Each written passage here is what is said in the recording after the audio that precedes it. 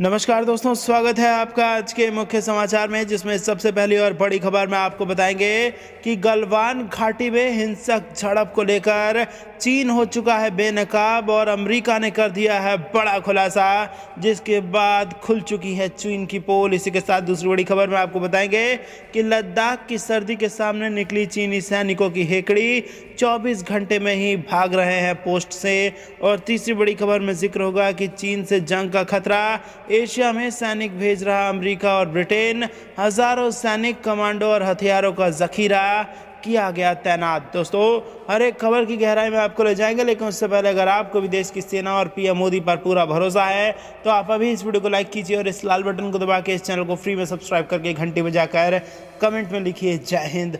दोस्तों, रुक करते हैं तमाम बड़ी खबरों की तरफ। गलवान घाटी में हिंसक झड़प को लेकर चीन बेनकाब, अमेरिका ने किया बड़ा खुलासा। जी हां दोस्तों, गलवान घाटी में भारतीय जवानों के साथ हुई हिंसक झड़प को लेकर एक बार फिर चीन बेनकाब हुआ है। एक शीर्ष अमेरिकी कांग्रेस पैनल ने कहा है कि चीनी सरकार ने जून गलवान घटना की योजना बनाई थी, क्योंकि बीजिंग ने अपने पड़ोसियों के खिलाफ जबरदस्ती अभियान चलाया था। गलवान की घटना ने पूर्वी लद्दाख में गलवान घाटी में चीनी सैनिकों द्वारा आक्रामक कार्रवाई देखी, जिसके परिणाम स्वरूप 20 भारतीय सैनिक शहीद हो गए। संयुक्त राज्य और चीन की आर्थिक व सुरक्षा समीक्षा आयोग की तरफ से जारी की गई वार्षिक रिपोर्ट में कहा गया है, कुछ सबूतों से पता चलता है कि चीनी सरकार ने घटना की योजना बनाई थी। संभवतः घातक घटनाओं की संभावना भी शामिल थी। यूएससीसी के गठन 2000 में किया गया था और यह चीन और अमेरिका के बीच राष्ट्रीय सुरक्षा और व्यापार के मुद्दों की जांच करता है। यह बीजिंग पर अमेरिकी कांग्रेस को विधायी और प्रशासनिक कार्रवाई के लिए सिफारिशें भी प्रदान करता है। हालांकि रिपोर्ट में यह स्पष्ट नहीं है कि चीन किस वजह से भारत के खिलाफ आक्रामक हुआ, लेकिन इसमें कहा गया है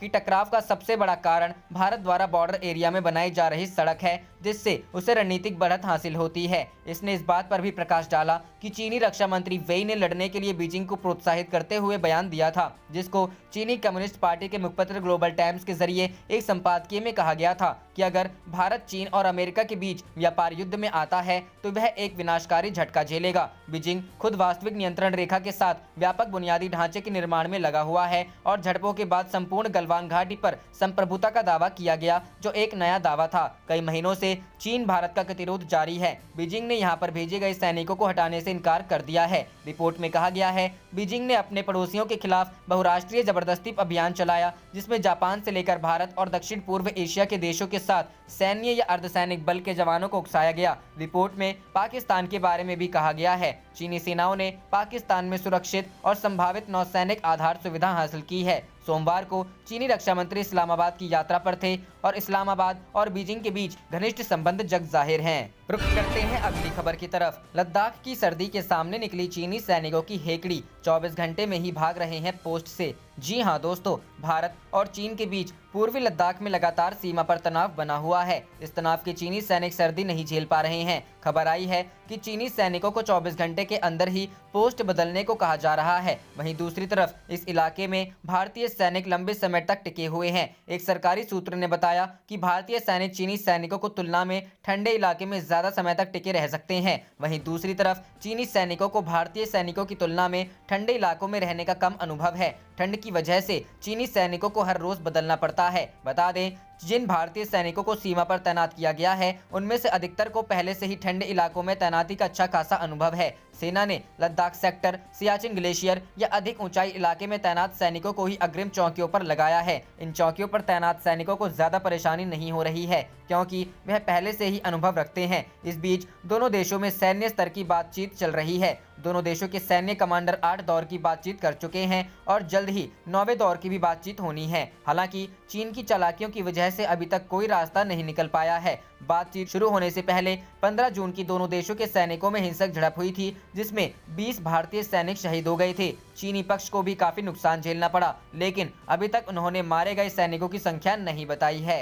रुख करते हैं अगली खबर की तरफ। चीन से जंग का खतरा, एशिया में सैनिक भेज रहा अमेरिका और ब्रिटेन, हजारों सैनिक, कमांडो और हथियारों का जखीरा किया तैनात। जी हां दोस्तों, चीन जिस विस्तारवादी नीति को लेकर दुनिया के कई देशों पर अपना दावा ठोक रहा है, वो उस पर भारी पड़ने वाला है। चीन की अकड़ और विस्तारवादी सोच से दुनिया में एक बार फिर जंग शुरू हो सकती है। क्योंकि चीन की इस नीति के खिलाफ दुनिया के कई देशों ने चीन पर हमला बोल दिया है। मिली जानकारी के मुताबिक चीन को सबक सिखाने के लिए अमेरिका और ब्रिटेन एशिया में सेना भेज रहा है। बता दें कि अमेरिका अपने हजारों सैनिकों को जापान से लेकर ऑस्ट्रेलिया तक पूरे एशिया में तैनात करने जा रहा है, तो वहीं ब्रिटेन भी अपने हजारों कमांडो स्वेज नहर के पास तैनात कर रहा है। ये तैनाती चीन के खिलाफ हो रही है। फाइनेंशियल टाइम्स की रिपोर्ट के मुताबिक चीन के खतरे से निपटने के लिए अमेरिका का करीबी सहयोगी ब्रिटेन भी एशिया में अपने सैनिक भेज रहा है। इससे चीन की परेशानी बढ़ने वाली है, क्योंकि अमेरिका चीन को चारों ओर से घेर लिया है। साथ ही साथ अमेरिकी सेना एयर और समुद्र में जंग लड़ने पर अपना ध्यान फोकस कर रही है।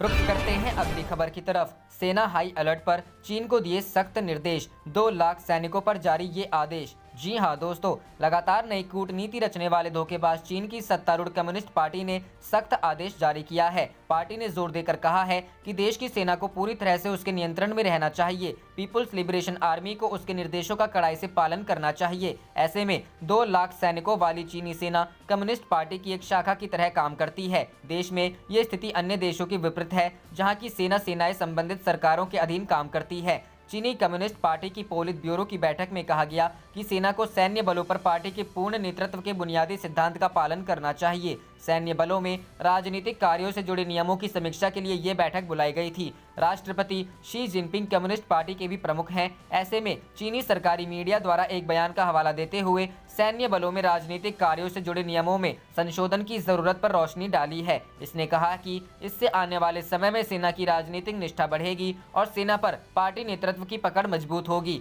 सन 2012 में सत्ता में आने के बाद से चीनी राष्ट्रपति शी जिनपिंग ने लगातार इस बात पर जोर दिया है कि पीएलए को कम्युनिस्ट पार्टी के पूर्ण नेतृत्व में काम करना चाहिए। बीते 5 वर्षों में भ्रष्टाचार विरोधी अभियान के तहत उन्होंने सेना के कई वरिष्ठ अधिकारियों के खिलाफ कड़ी कार्रवाई की है। रुख करते हैं अगली खबर की तरफ। जोड़ी टूटने का छलका दर्द, नीतीश बोले हम लोग तो यही चाहते थे कि साथ काम करें, लेकिन बीजेपी का फैसला है। जी हां दोस्तों, सुशील कुमार मोदी ने आज राज्यसभा के लिए नामांकन दिया। इस दौरान सीएम नीतीश कुमार भी मौजूद रहे हैं, लेकिन सुशील मोदी के बिहार छोड़ दिल्ली जाने का दर्द भी नीतीश कुमार का छलका। हम लोगों तो यही चाहते थे कि साथ काम करें। सीएम नीतीश कुमार ने कहा कि सुशील मोदी ने बिहार को लेकर बहुत सेवा की है, हम लोगों के साथ बहुत दिनों तक काम किया है, लोकसभा का सदस्य रह चुके हैं, यह तो चारों सदनों के सदस्य रह चुके हैं। आगे पार्टी के निर्देश पर बिहार और देश की सेवा करेंगे, इनको और काम करने का मौका मिलेगा, यही उम्मीद है। सुशील का साथ छूटने पर नीतीश कुमार ने कहा कि हम लोगों ने एक साथ काम किया था, हम लोगों की इच्छा सब जग जाहिर है, लेकिन हर पार्टी का फैसला होता है। इनको वहां पर पार्टी से जाना चाह रही है तो यह खुशी की बात है। एनडीए के चारों दलों ने उनका समर्थन किया है। केंद्र सरकार का लाभ हमेशा से बिहार को मिलता रहा है। सुशील मोदी ने किया नामांकन। रामविलास पासवान के निधन के बाद खाली हुई राज्यसभा सीट के लिए उपचुनाव होने वाला है। इसको लेकर बीजेपी प्रत्याशी सुशील कुमार मोदी ने आज नामांकन किया। इस दौरान सीएम नीतीश कुमार समेत कई एनडीए के नेता मौजूद रहे। सुशील कुमार मोदी राज्यसभा उपचुनाव में बतौर एनडीए प्रत्याशी अपना नामांकन पत्र दाखिल किया। पटना आयुक्त कार्यालय में उनके नामांकन के मौके पर सीएम नीतीश कुमार, प्रदेश भाजपा अध्यक्ष सांसद डॉक्टर संजय जायसवाल, उप मुख्यमंत्री तारकिशोर प्रसाद और रेणु देवी समेत कई मंत्री मौजूद रहे। करते हैं अगली खबर की तरफ। भारतीय सेना से हिला चीन, तैयारी देख कांपा ड्रैगन, अब उठाया ये कदम। जी हां दोस्तों, पूर्वी लद्दाख में वास्तविक नियंत्रण रेखा में भारत और चीन के बीच बीते करीब 7 महीने से विवाद जारी है। गतिरोध को खत्म करने के लिए हुई बैठकों के बाद भी सैनिक तनाव वाली जगह से पीछे नहीं हटे हैं। ऐसा कहा जा रहा है कि अब ठंड में भी दोनों देशों की सेनाएं आमने सामने डटी रहेंगी, जिसे लेकर भारत ने अपनी तैयारी कर ली है। वहीं लद्दाख में 14,000 फीट की ऊंचाई पर भारतीय सेना के जाबाज जवानों को डटा देख अब चीन को अपनी रणनीति में बड़ा बदलाव करना पड़ रहा है। दरअसल चीन ऐसा मानकर चल रहा था कि भारतीय सेना लद्दाख में 0 से -30 डिग्री वाले तापमान में नहीं टिक पाएगी और अपनी पोस्ट छोड़कर निचले इलाकों में चली जाएगी, लेकिन सेना को डटा देख अब चीन आखिरी वक्त में अपनी रणनीति में बदलाव कर रहा है। भारतीय सैनिक गला देने वाली सर्दी में भी सरहदों पर डटे हुए हैं, जबकि चीन की स्थिति इसके बिल्कुल विपरीत है। इसीलिए अब वो सैनिकों की पोजीशन में हर 24 घंटे में बदलाव कर रहा है। सरहद पर चीनी सैनिकों की हालत बर्फ जमने जैसी हो गई है। वहीं अब जवानों की खस्ता हालत देख चीन उनके पोजीशन में हर 24 घंटे में बदलाव कर रहा है। साथ ही भारत की रणनीति देखते हुए अपने सैनिकों के लिए सर्दियों की खरीदारी कर रहा है। चीन को अब लग रहा है कि भारतीय सेना अपनी जगह से हटने वाली नहीं है। ऐसे में अब चीन ने भी अपने सैनिकों के लिए सर्दियों की खरीदारी शुरू कर दी है। रुख करते हैं अगली खबर की तरफ। नितिन गडकरी का बड़ा बयान, भारत को चीन से आयात की जरूरत नहीं, कई देश उनके साथ काम नहीं करना चाहते। जी हां दोस्तों, केंद्रीय मंत्री नितिन गडकरी ने कहा कि भारत को चीन से आयात करने की जरूरत नहीं है। उन्होंने निर्यात बढ़ाने और देश को आत्मनिर्भरता हासिल करने में सहयोग करने को लेकर सूक्ष्म, लघु और मध्यम उपक्रमों की भूमिका का जिक्र करते हुए ये बात कही है। उन्होंने कहा कि भारत बहुत सारे सामानों का आयात करने के बजाय निर्यात कर रहा है। ऐसे में देश के मैन्युफैक्चरिंग सेक्टर के पास अपनी क्षमता बढ़ाने और देश के निर्यात को प्रोत्साहन देने का अवसर है। हम टेक्नोलॉजी को अपना रहे हैं, लागत को घटा रहे हैं। केंद्रीय सड़क परिवहन, राजमार्ग और एमएसएमई मंत्री ने कहा, वाहन और कृषि जैसे कई अन्य सेक्टर में भी हम हर जगह पहले ही समाधान प्राप्त कर चुके हैं। अब हमें चीन से आयात करने की जरूरत नहीं है। इसलिए मैं चीन या किसी अन्य देश के बारे में कोई बात नहीं करना चाहूंगा। हर देश की अपनी नीति होती है। जहां तक भारतीय नीतियों का सवाल है, हम प्रौद्योगिकी को अपना रहे हैं, लागत को घटा रहे हैं और अच्छी गुणवत्ता के प्रोडक्ट बना रहे हैं। हमारी शक्ति युवा प्रतिभावान श्रम बल है जो यहाँ उपलब्ध है। अभी ज्यादातर देश चीन के साथ काम करना नहीं चाहते। नितिन गडकरी ने कहा कि इसके साथ साथ हमारे आईआईटी, इंजीनियरिंग कॉलेज और शोध केंद्र काफी नई खोज कर रहे हैं। उन्होंने भरोसा जाहिर किया कि यह भारत को पूरी दुनिया की जरूरतें पूरा करने में मदद करेगा। अभी ज्यादातर देश चीन के साथ काम करना नहीं चाहते हैं, वे इसके बजाय भारत में दिलचस्पी दिखा रहे हैं। मंत्री ने इस बात का भी भरोसा जाहिर किया कि भारत को कोविड-19 का टीका जितना जल्दी संभव है मिल जाएगा। उन्होंने कहा कि इसके साथ ही हम महामारी को नियंत्रित कर लेंगे और आर्थिक युद्ध में जीत हासिल करेंगे। रुख करते हैं अगली खबर की तरफ। कोरोना वायरस पर चीन के घटिया आरोपों को भारत के वैज्ञानिकों ने किया खारिज। जी हां दोस्तों, भारत में इंसान से इंसान में कोरोना वायरस का सबसे पहले संक्रमण होने के चीन के दावे को भारत के विशेषज्ञों ने पूरी तरह खारिज कर दिया है। CSIR के निदेशक डॉक्टर शेखर पांडे ने कहा कि लैंसेट में प्रकाशन के विचार करने के लिए एक चीनी पत्र प्रस्तुत किया गया है, जिसमें दावा किया गया है कि भारत में कोरोना वायरस की उत्पत्ति हुई है। इसकी अभी तक समीक्षा नहीं की गई है। अध्ययन गलत तरीके से किया गया है और इसकी जांच में यह कहीं नहीं ठहरेगा,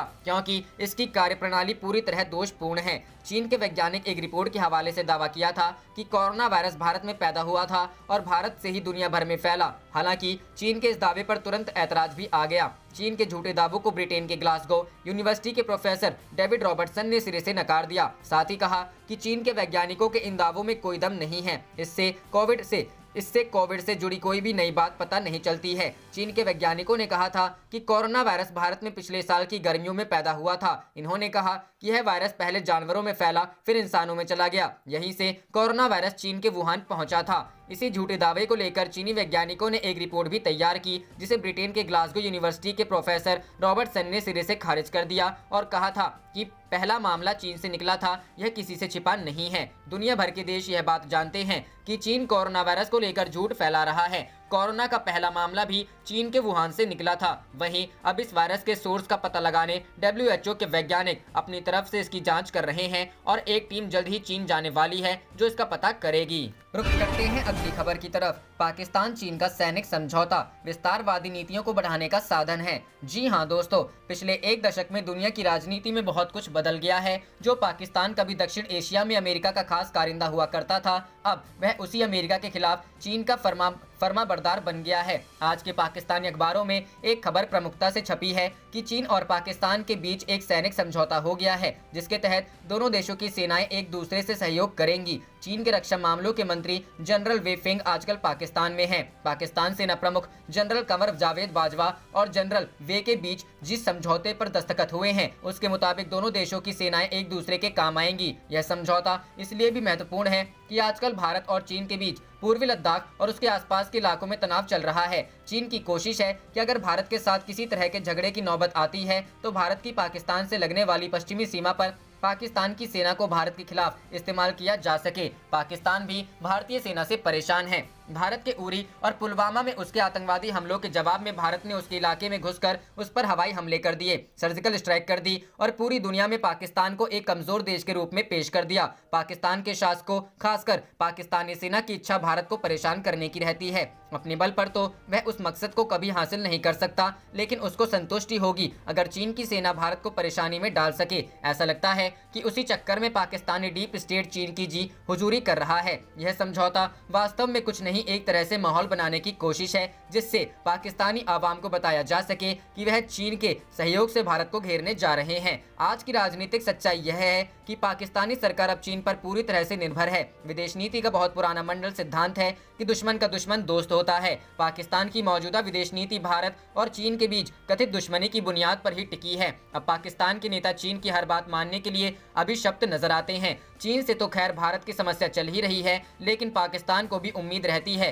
कि वह भारत के खिलाफ किसी अभियान में चीन की सेना से मदद ले सकेगा। यह एक मुगालता है क्योंकि यह बार बार सिद्ध हो चुका है कि चीन के शासक पाकिस्तान को हथियार तो बेच सकते हैं क्योंकि वह उसका व्यापार है, लेकिन वह अपनी सेना को पाकिस्तान या किसी भी देश की मदद के लिए नहीं भेजेगा। रुक करते हैं अगली खबर की तरफ। बिहार, लालू यादव की फोन कॉल पर निगरानी विभाग का एक्शन प्लान। फोन कॉल वाले टेप की हैदराबाद में होगी जांच। जी हां दोस्तों, बिहार विधानसभा में अध्यक्ष पद के चुनाव के ठीक पहले आरजेडी सुप्रीमो लालू प्रसाद यादव की फोन से बिहार की सियासत में बचे बवाल को लेकर एक अहम बात यह सामने आ रही है कि आरजेडी सुप्रीमो लालू यादव के फोन कॉल वाले टेप की जांच अब हैदराबाद के लैब में होगी। बताते चले कि लालू यादव पर लगा आरोप था कि उन्होंने भाजपा के विधायक को फोन कर उन पर दबाव बनाने की कोशिश की थी, जिसमें विधानसभा अध्यक्ष के चुनाव के दौरान विधायक को अनुपस्थित रहने पर दबाव बनाया जा रहा था और इस फोन का रिकॉर्ड कर लिया गया था। अब हैदराबाद के सेंट्रल फॉरेंसिक साइंस लैब में इस फोन कॉल की जांच की प्रक्रिया शुरू होगी। बताते चले कि बीजेपी विधायक लल्लन पासवान ने हाल ही में निगरानी थाने में इस मामले को लेकर प्राथमिकी दर्ज कराई है। इस प्रकरण की जांच ब्यूरो के डीएसपी अंजनी सिंह को सौंपी गई है। अंजनी सिंह फिलहाल निजी कारणों से अवकाश पर हैं। उनके लौटते ही लालू के फोन प्रकरण में तेजी से कार्रवाई होने की संभावना जताई जा रही है। निगरानी विभाग के सूत्रों की माने तो एडीजी निगरानी ने मामले की असलियत का पता लगाने के लिए कॉल टेप को हैदराबाद के सेंट्रल फॉरेंसिक साइंस लैब भेजने के लिए जांच अधिकारी को दिए हैं। वहां के विशेषज्ञ यह बताएंगे कि विधायक लल्लन पासवान जिस कॉल की बात कर रहे हैं उनमें लालू प्रसाद यादव की आवाज थी या नहीं। विधायक लल्लन पासवान ने निगरानी थाने में एफआईआर दर्ज कराई है कि लालू यादव विधायक को फोन कर दबाव देने की कोशिश कर रहे थे। अब इस फोन कॉल टेप की सत्यता का परीक्षण हैदराबाद से होते ही सच सामने आएगा और फिर से बिहार की राजनीति में हंगामे के लिए एक नया मुद्दा मिल जाएगा। रुख करते हैं अगली खबर की तरफ।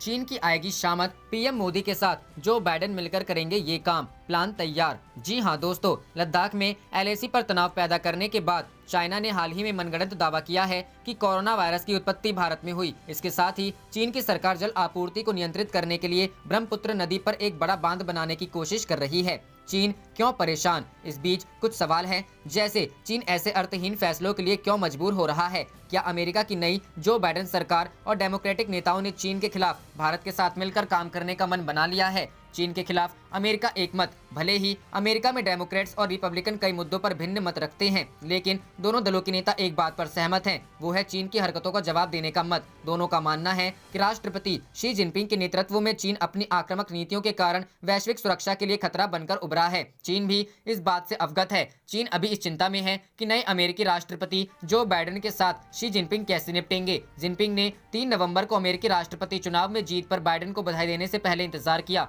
ऐसा इसलिए है कि जिनपिंग पहले से ही असहज थे। सूत्रों ने दावा किया कि बाइडेन प्रशासन भारत में प्रधानमंत्री नरेंद्र मोदी के नेतृत्व वाली सरकार के समर्थन के साथ चीन की विस्तारवादी नीति के खिलाफ रणनीति बनाकर रहा है। रुक करते हैं अगली खबर की तरफ। पाकिस्तान में 200 मीटर अंदर तक घुस गए भारतीय सैनिक, सुरंग वाले साजिश को किया बेनकाब। जी हां दोस्तों, हाल ही में भारतीय सेना ने जम्मू कश्मीर में 200 मीटर लंबी एक सुरंग का पता लगाया था, जिसका इस्तेमाल नगरोटा एनकाउंटर में मारे गए आतंकियों ने घुसपैठ के लिए किया था। इसके बारे में अब सरकार के एक अधिकारी ने बताया कि भारतीय सेना के जवान सुरंग के जरिए से पाकिस्तान की ओर 200 मीटर अंदर तक गए थे। एक शीर्ष अधिकारी ने कहा, सुरक्षा बल के जवान पाकिस्तान में लगभग 200 मीटर अंदर तक चले गए थे। जम्मू कश्मीर के सांबा सेक्टर में 22 नवंबर को अंतर्राष्ट्रीय सीमा के पास आतंकवादियों द्वारा घुसपैठ के लिए इस्तेमाल की जाने वाली 150 मीटर लंबी भूमिगत सुरंग का पता चला था। नवंबर के तीसरे हफ्ते में सुरक्षा बलों को मारे गए आतंकियों के पास से मोबाइल फोन मिला था, जिससे सुरंग के बारे में पता चल सका था। बॉर्डर सिक्योरिटी फोर्स के डीजी राकेश अस्थाना ने मंगलवार को ऑपरेशन के बारे में बात की और कहा, सुरक्षा बलों द्वारा एक एनकाउंटर में ढेर किए गए आतंकियों के पास से बरामद हुए मोबाइल फोन से बीएसएफ ने जमीन के अंदर सुरंग को खोज निकाला था। सांबा सेक्टर में मिली सुरंग से ही आतंकियों ने घुसपैठ की थी। बीएसएफ के स्थापना दिवस पर राकेश अस्थाना ने भाषण देते हुए ये बातें कही। हालांकि उन्होंने ऑपरेशन के बारे में और अधिक जानकारी नहीं दी। बता दें कि पिछले दिनों बीएसएफ और जम्मू कश्मीर पुलिस ने साझा अभियान के तहत सुरंग खोज निकाली थी। इस सुरंग का पता 48 बीएसएफ के दीपक राणा के नेतृत्व में काम कर रहे बीएसएफ के 7 कर्मियों की एक टीम ने लगाया था, जिन्होंने सुबह 5:40 से 7:50 के बीच तलाश शुरू की थी। बीएसएफ जम्मू फ्रंटियर के आईजी एनएस जामवाल ने कहा था, ऐसा लगता है कि नगरोटा एनकाउंटर में शामिल रहे आतंकवादियों ने इस सुरंग का इस्तेमाल किया था। हमें लगता है कि उनके पास गाइड भी थे जो कि उन्हें नेशनल हाईवे तक लेकर गए थे। वहीं हमारे सहयोगी अखबार हिंदुस्तान टाइम्स को जानकारी मिली थी कि जैश के आतंकवादियों द्वारा इस्तेमाल की गई सुरंग में करीब 150 फीट तक सुरक्षा बल के जवान रेंगते हुए गए थे, जहां उन्हें बिस्कुट और अन्य खाद्य सामग्री के साथ साथ उसके पैकेट भी मिले थे। पैकेट पर लाहौर स्थित कंपनी मास्टर क्यूसिन कपकेक का नाम दर्ज था। इसके साथ ही निर्माण तिथि मई 2020 और एक्सपायरी डेट 17 नवंबर 2020 अंकित था। आप देख रहे थे आपका अपना चैनल जय हिंद जय भारत।